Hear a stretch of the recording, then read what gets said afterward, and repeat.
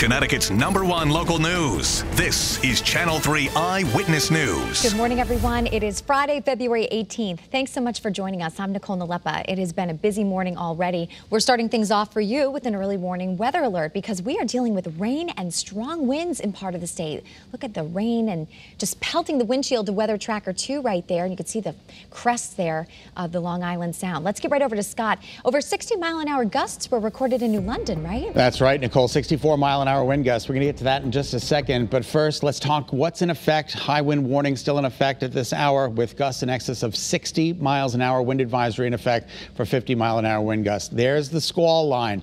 It's you know what? It's falling apart a little bit. You'll see some breaks in the action, which is some good news. But unfortunately, it's still bringing very heavy rain to parts of the state. We got a report of lightning in New Hartford.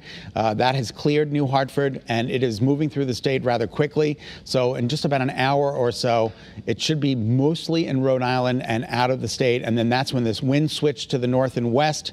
And unfortunately, the temperatures drop. We say goodbye to spring and back to winter. All right, so that's a look at our early warning dual pole radar. Visibility down, especially where that rain is coming down. 2.5 in Waterbury, 3 in Meriden, 2 in Chester, 4 in Groton. Be careful out there. Mostly overcast conditions right now. Look at the temperature in Hartford. It is 59 degrees. 59 degrees. The typical overnight low, 21. All right, Old Saybrook, mostly overcast conditions there. The camera's bouncing around a little bit, and more of the same in New Haven, 55 degrees with a wind to the south-southwest at 21 miles an hour. There are the current temperatures, 61 degrees right now in Danbury. It is 61 degrees on February 18th. Remarkable. 58 at Bradley, 59 at Brainerd, 58 in Meriden. It is just a mild start, but look at the cold air that's getting ready to pour into Connecticut. It's 24 in Syracuse, 22 in Binghamton. New York, 62. Danbury at 61, and it's 22 in Binghamton. That's the direction our weather is coming from. And as you can see here, it is cold throughout most of the United States. Look at Tulsa, 17. Dallas at 27. That cold air is moving in our direction.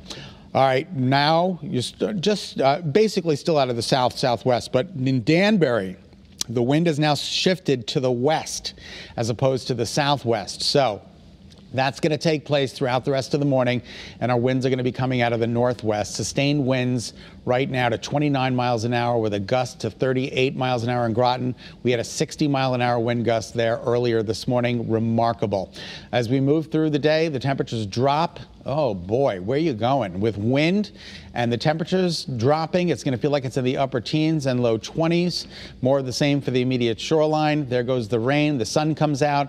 Temperatures dropping into the upper 30s and low 40s by 3 p.m.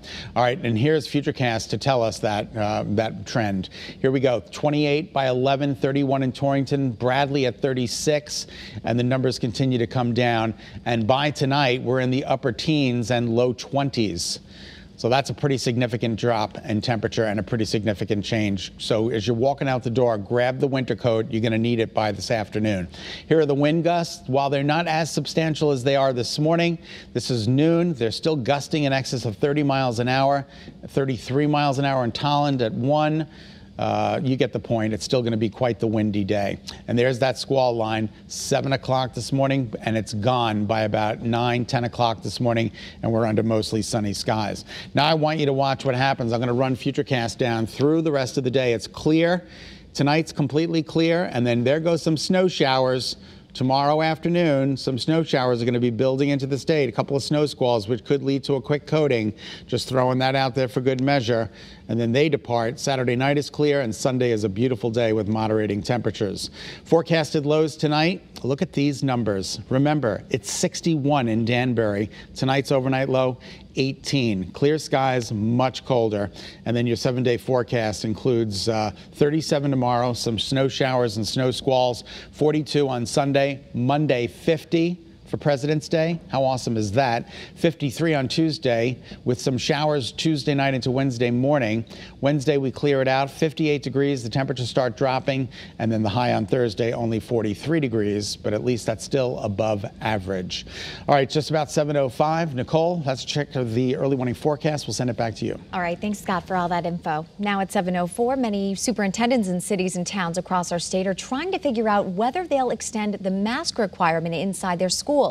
That's because the statewide mask mandate ends in just 10 days, which is leaving the decision up to school district leaders.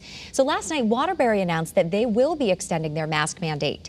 The Board of Education came upon this decision after surveying parents and staff members before making the call.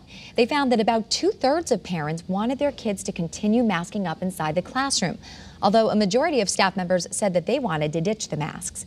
Hartford school leaders also decided to extend their mask mandate, but masks will be optional in Southington after February 28th.